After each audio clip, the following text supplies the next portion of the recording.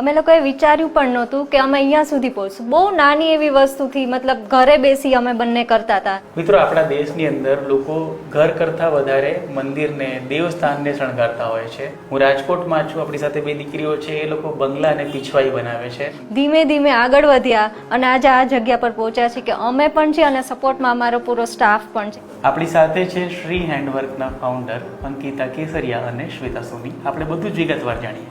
અમે લોકો 8 વર્ષથી કરીએ છીએ. પહેલાં અમે લોકો બધું જાતે કરતા. ધીમે ધીમે 1 કારીગર, 2 કારીગર એમ કરીને અત્યારે 18 કારીગર છે. પીછવાઈ છે, પછી ઠાકોરજીના મોતી વર્કના બંગલા, જરદોઝી વર્કના બંગલા, ઠાકોરજીના સોના ચાંદીના વસ્ત્ર, બધા રાધાકૃષ્ણજીના મંદિરના બધા વસ્ત્ર, વાઘા, પીછવાઈ એવું બધું બનાવીએ છીએ. તો આપણે રાજકોટથી આ બધું બને છે અને તમે કયા કયા જગ્યાએ તમે આ બધું મોકલેલું છે?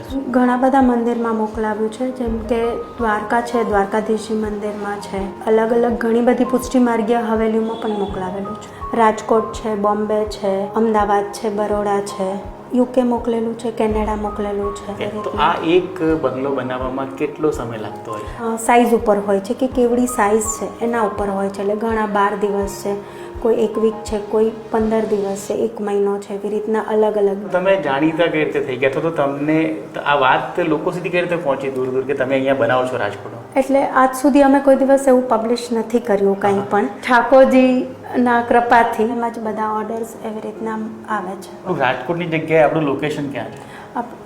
એમ્પિરિયલ યાજ્ઞિક રોડ પર ઇમ્પિરિયલ પેલેસ, એમના પાછળ 31 જાગનાથ કૃષ્ણકુંજ. આ પીછવાઈ છે ઉષ્ણકાળની પીછવાઈ છે અને પૂરી ભાવાત્મક પીછવાઈ છે, જે ઠાકોરજીની કુંજ છે, ગોપીઓ છે, બંને બાજુથી ગોપીઓ આવે છે. આ પીછવાઈ છે રેડ ગજી સિલ્કમાં બનેલી છે, એમાં મોતીવર્ક કરેલું છે. એ બધું પૂરી ભાવાત્મક પીછવાઈ બનાવી છે. આ અમારા બધી પૂરી ટીમ છે. આ અમે જરદોઝી વર્ક બધું કરીએ છીએ. જરદોઝી છે, રેશમ વર્ક છે. એટલે આ જે પહેલાં આપણે બંગલા ઉપર જોયા ને એની પહેલાંની પ્રોસેસ છે. આ થાય પછી એ ઉપર થશે. આ અષ્ટકોણ બંગલો છે.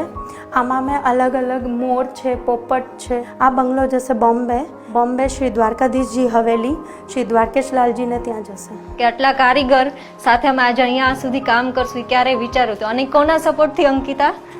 એ અમારા ખાસ મારા ઠાકોરજીના, અમારા ગુરુદેવના અને ખાસ અમારા મમ્મી પપ્પા અને મારા ભાઈના સપોર્ટથી, કે એમને અમને આટલું સપોર્ટ આપ્યો એટલે જ અમે આટલા આગળ આવ્યા. મિત્રો, કહેવાય છે કે ધર્મને પ્રિઝર્વ કરવાની જે જવાબદારી છે એ મહિલાની હોય છે. તો રાજકોટની આ 2 દીકરીઓ જે ઠાકોરજીના બંગલા બનાવે છે એ જવાબદારી ખૂબ જ સારી રીતે કરી રહી છે. તો સપોર્ટ કરો અને તમને આમનું આ જે ઇનિશિયેટિવ છે કેવું લાગ્યું કોમેન્ટમાં જણાવો. જય શ્રી કૃષ્ણ. જય શ્રી કૃષ્ણ.